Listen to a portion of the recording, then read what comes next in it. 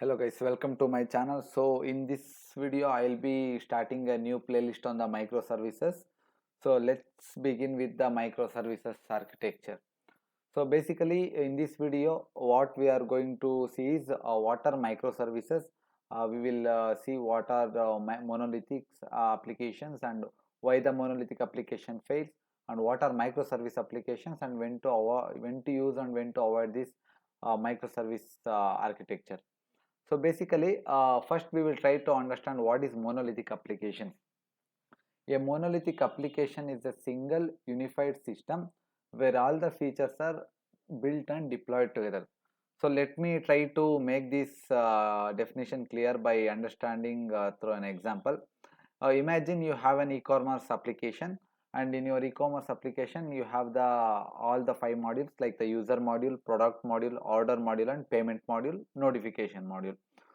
So if I want to create this app in Spring Boot, so what I'll do means I'll create a Spring Boot project, and I'll create the controllers, entity, the DAO class, and the service classes, and all these modules, user modules, product module, order module, payment module, and notification modules. I'll create it as a single unit, okay, as a single monolithic applications. And also when I run these applications, all these modules will be deployed together, and I can access these APIs with the help of a single port. So that is what we call it as monolithic applications. And if I there are so many modules, right? There are product module, order module, and if product module wants to talk to the order module, so what it will do means it will just, if product module wants to talk to order module, it will just auto-write that order module, and through the simple function call it can communicate directly with the order module. So now we understand what is the definition of monolithic. That is, it's a single unified system where all the features are built and deployed together. That is, all the modules are together as a single unified system.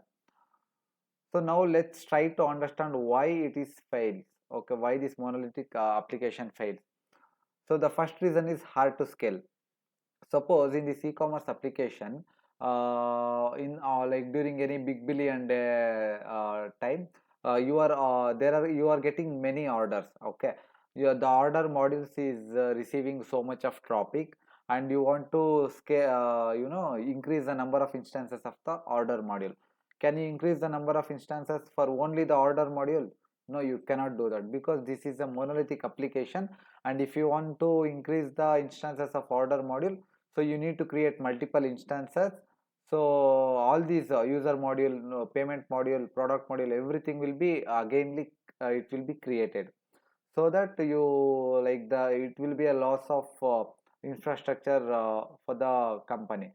So this is the one of the reasons. So these monolithic applications are hard to scale, and they are hard to deploy. Why? Because for example, there is one feature that you are adding it in the product module, and if you want to deploy your application, so basically in the companies how they will deploy the application means with the help of CI/CD pipeline. So they have this Jenkins pipeline, and with that they will be deploying this application to the on premises or to the AWS environment like EC2 or something like that. So whenever they are trying to deploy, so if they want to deploy this small feature in the product module, so they need to deploy this entire application again. So that is one thing. And if they like, because only one pipeline will be exist for this monolithic application, for single change also you need to redeploy the entire application. That is one of the thing. And also maintenance, it's hard to maintain. These monolithic applications are very hard to maintain. That means, now imagine the user module is there. So if in future there are many features that are getting added to the user module, and many developers are working on this, and then they will get confused, and for example whatever the changes they made in the user module might affect the order module, and it might affect the product module, because of which it's hard to maintain. So these are all the reasons that our monolithic application will fail. So in order to overcome this disadvantages, so we will be going for the microservices architecture. Microservice. So let's see what is microservices. So microservices is an architectural style where an application is built as small independent services. So now I'll make you understand what are microservices. So here you can see this diagram, right? Here what I am doing is, in the previous example, all these modules are together. Now I am segregating these modules. So user module, I made it as a separate service. Product module, payments module, order module, notification service. So all these modules I made it as separate independent services. And each service, like for example, if I want to deploy this product service, if I make any changes in the product service, each service has a separate pipeline, CI/CD pipeline, okay, and they need separate infrastructure in order to deploy these independent services. And if I want to deploy the product service, I can directly trigger this product service CI/CD pipeline. It will be deployed to the production environment. Like for example, user service, order and payment and notification service may be working on version 1, and since you deployed some changes in the product service, it may be working on version 2. So this is possible. I'll show you this. So you can see all these modules. So this is the EC2 instance that is in the orange color, and that is the Jenkins pipeline. That person is the Jenkins. Like user module, with the help of Jenkins, I am deploying to the EC2 instance. So here each service has a separate CI/CD pipeline, and it has a own infrastructure, because every services will be having this own EC2 instance. Here what are the problems that we faced in the monolithic architecture? All will be solved, because the what is the first problem we faced? Hard to scale. Okay, for example, if the order service is getting many requests and too much of traffic, I can increase the number of instances of the order service. I don't want to increase all the instances. So that flexibility is there in microservices. So we can solve this hard to scale problem and hard to deploy, since every service has its separate CI/CD pipeline. So whatever the changes you made in one service, you can trigger that particular pipeline, and it will be deployed easily. So there is no hassle for this. And one other is hard to maintain. For example, if the order service has got some new features and the module is getting big, then there is one team there, that team can focus only on the order service, and there is some team B that can focus only on the user services. So every team can focus only on the particular service, so that even the maintenance problem will also be solved. But you can see in the monolithic application, if a product service wants to call the order service, what we are doing is we are just auto-wiring the order service, and we are just calling it through a function call. And here, since all the services are segregated together, if product service wants to send data to the order service, how it will send the data? So that is what the inter service communication comes into picture. So, and in that inter service communication, there are two things. One is synchronous communication, and another one is asynchronous communication. So what is synchronous communication means? Here the product service wants to send data to the order service. How it will do means, it will do with the help of a simple REST call, that is HTTP or HTTPS call. And in order to achieve this, we have so many options, like we have the REST template, we have the Figun client. So basically what happens is, this happens in a sequence, like product service sending data to the order service, and the order service sending the data back to the product service. It happens in a sequence. That is why we call it as synchronous communication. And the second thing is asynchronous. How in this asynchronous communication, what happens is, the communication happens through the message brokers.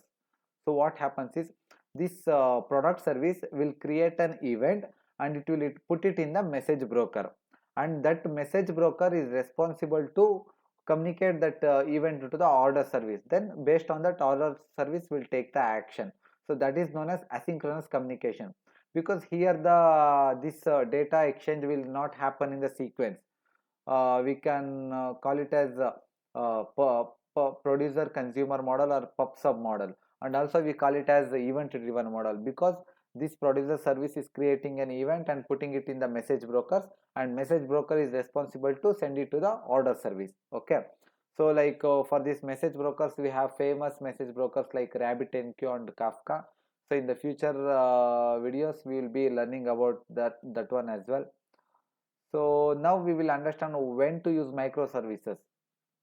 So whenever you are building or working on large and complex applications, so definitely you should go for microservices, because the applications is large and complex. So you can segregate the modules and each individual team can work on that module.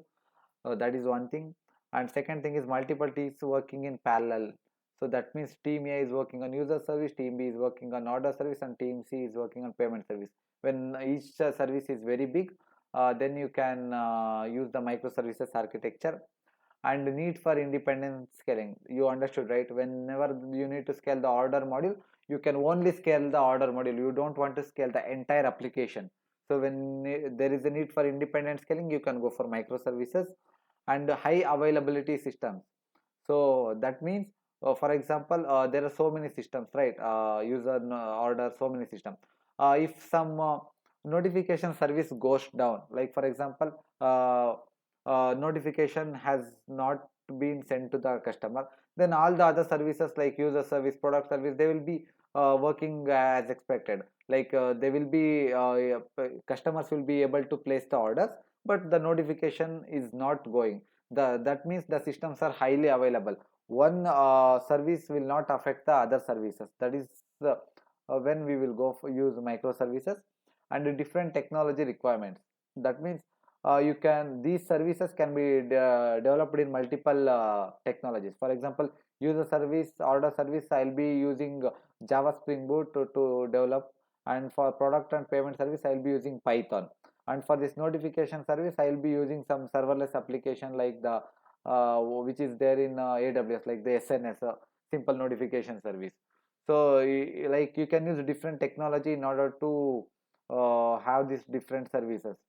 So yeah, these are all the features. Whenever these are all the requirements, then you should go for microservices. And then we need to understand when we need to avoid microservices. When we need to avoid means whenever you are building small applications, then you should avoid microservices and you can go for monolithic applications. And whenever there is a small team, then also you need to avoid microservices. And no DevOps or infrastructure readiness. Like for example, in order to maintain this microservices, you need a DevOps team, because they need to create a separate pipeline for each and every microservices. And also cost is also involved, because in order to deploy these services, you need to have a separate infrastructure. So everything should be kept in mind. So in if you are not having all these infrastructure and the DevOps team, so you need to avoid microservices. So these are all the things, like we understood what is monolithic architecture, what is monolithic applications, and what is this microservice applications, and when what is the problem we faced in monolithic applications, and in order to overcome, how we are leveraging these microservices, and when to use microservices and when to avoid microservices. If you have any doubts, please write it in the comment section, and thank you so much for watching.